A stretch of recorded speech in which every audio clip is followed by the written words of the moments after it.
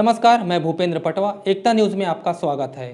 चलते हैं खबरों की ओर। अखिल भारतीय विद्यार्थी परिषद का अधिवेशन मंगलवार को समाप्त हुआ। आयोजन हरदिहा साहू समाज भवन में किया गया था। अधिवेशन में प्रदेश भर के छात्र छात्राएं एवं अखिल भारतीय विद्यार्थी परिषद के कार्यकारिणी सदस्य शामिल हुए। यह अधिवेशन 2 दिनों तक चला, जिसमें अलग अलग समय पर वक्ताओं ने अपने विचार रखे। सदस्यों ने बताया कि लगभग 22 साल बाद धमतरी में यह मौका मिला है। पहले दिन शाम को मशाल यात्रा निकाली गई, जो हरदिहा साहू समाज भवन से निकलकर शहर के हृदय स्थल घड़ी चौक में समाप्त हुई।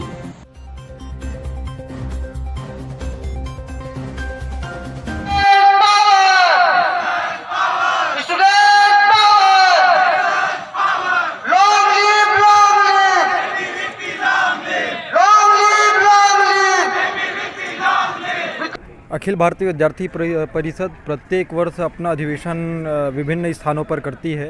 इस बार प्रदेश का 54वां प्रदेश अधिवेशन धमतरी में संपन्न हुआ। इस अधिवेशन में विद्यार्थी परिषद के उद्घाटन समारोह में गुरु घासीदास विश्वविद्यालय के कुलगुरु श्री आलोक चक्रवाय जी मुख्य अतिथि थे एवं अखिल भारतीय विद्यार्थी परिषद के राष्ट्रीय सह संगठन मंत्री श्री प्रफुल्ल कांत जी मुख्य अतिथि के रूप में उपस्थित थे। इस अधिवेशन में क्या क्या बताया गया आपने? इस अधिवेशन में आने वाले कार्यक्रमों की घोषणा हुई, विभिन्न दायित्वों की घोषणाएं हुई।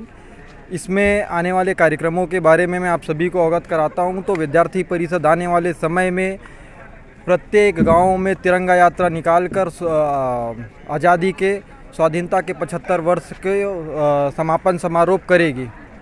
वैसे ही विद्यार्थी परिषद आने वाले समय में प्रत्येक देश के प्रत्येक शैक्षणिक संस्थानों में जो समस्याएं हैं उनके लिए सरकार के सामने अपनी आवाज़ को बुलंद करेगी। प्रवर्तन दायित्व विभाग संयोजक है बलौदा बाजार में, और मैं विगत 3 दिवसीय यहाँ व्यवस्था के नाम पे अधिवेशन को सफल बनाने के लिए हम लगातार संघर्ष कर रहे हैं, कार्य कर रहे हैं, ताकि प्रदेश भर से आने वाले हमारे 450 भाई बहन कार्यकर्ता बंधु अपने आगे भविष्य के लिए, संगठन के लिए कार्य को आगे बढ़ाते हुए प्रशिक्षण प्राप्त कर सकें। यह हमारा वार्षिक उत्सव है और हम प्रत्येक वर्ष केवल एक बार इस अधिवेशन के नाम पे इसका आयोजन करते हैं, अलग अलग ज़िलों में, अलग अलग केंद्रों पे। और यहाँ तय होता है कि हम आगामी वर्षों तक कौन सी एक्टिविटी करेंगे, कौन से कार्यक्रम करेंगे और किस माध्यम से कैंपस तक भारतीय राष्ट्रवादी विचारधाराओं का प्रचार प्रसार कर पाएंगे। अभी आप लोगों ने अधिवेशन में क्या क्या सीखा? हमने अभी अधिवेशन में आने वाले स्वतंत्रता के 75वें वर्ष के लिए कार्यक्रम के रूपरेखा तय की गई। हम साल में कोविड के बाद हमारा सबसे बड़ा सम्मेलन हुआ है, तो आपस में मेल मिलाप का एक माहौल बना। इसके बाद जो भी देश में परिस्थितियाँ चल रही हैं अलग अलग विचारधाराओं को लेकर, इस पर व्यापक चर्चा की गई। अखिल भारतीय विद्यार्थी परिषद का 54वां प्रदेश अधिवेशन इस वर्ष धमतरी में 14-15 मार्च को आयोजित किया गया। चूँकि अखिल भारतीय विद्यार्थी परिषद का अधिवेशन हर वर्ष होता है और हर वर्ष अलग अलग स्थानों पे होता है, इस वर्ष यानी कि 22 वर्षों बाद धमतरी को पुनः यजमानी करने का अवसर प्रदान हुआ, जिसमें प्रदेश भर के 450 विद्यार्थी इस अधिवेशन में भाग लिए।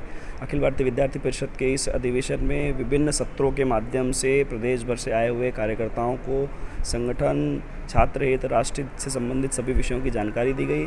उद्घाटन सत्र में अपने गुरु घासीदास विश्वविद्यालय, सेंट्रल विश्वविद्यालय के कुलपति डॉक्टर आलोक चक्रवाल जी मौजूद रहे। इसके साथ ही परिसंवाद सत्र यानी कि छत्तीसगढ़ की वर्तमान परिदृश्य के ऊपर 5 अलग अलग विषयों को तैयार करके छात्र छात्राओं के बीच में उसको एड्रेस किया गया है। आगामी समय में किस दिशा में युवा काम कर सकता है, कैसे समस्याओं का समाधान युवा बन सकता है, इस विषय को लेकर ये पूरे अधिवेशन का कार्यक्रम का आयोजन किया गया था। इस अधिवेशन में ध्वजारोहण, प्रदर्शनी, उद्घाटन प्रदर्शनी के माध्यम से पूरी एक्टिविटीज़ यहाँ प्रदेश भर के छात्र छात्राओं को दिखाने का प्रयास किया गया, नगर के नागरिकों को दिखाने का प्रयास किया गया। और प्रदेश अधिवेशन में प्रदेश की कार्यकारिणी के साथ प्रदेश अध्यक्ष, प्रदेश मंत्री और पूरी कार्यकारिणी का विस्तार और गठन का कार्यक्रम भी इस अधिवेशन में किया गया है। जितने छात्र छात्राएं आए थे वो कितने उत्साहित थे? देखिए, विद्यार्थी परिषद का ये वार्षिक उत्सव होता है अधिवेशन, और कहीं ना कहीं एक युवा कार्यकर्ता होने के नाते अधिवेशन छात्र छात्राओं के लिए, कार्यकर्ताओं के लिए एक एनर्जी प्रदान करता है। काफ़ी उत्साह के साथ हम अधिवेशन के जो परिसर है उसको देख सकते हैं, किस प्रकार नारेबाजी करते हुए कार्यकर्ता, भारत माता का उद्घोष लगाते हुए कार्यकर्ता, भगवा झंडा हाथ में लिए हुए किस प्रकार उद्घोष लगा रहा था।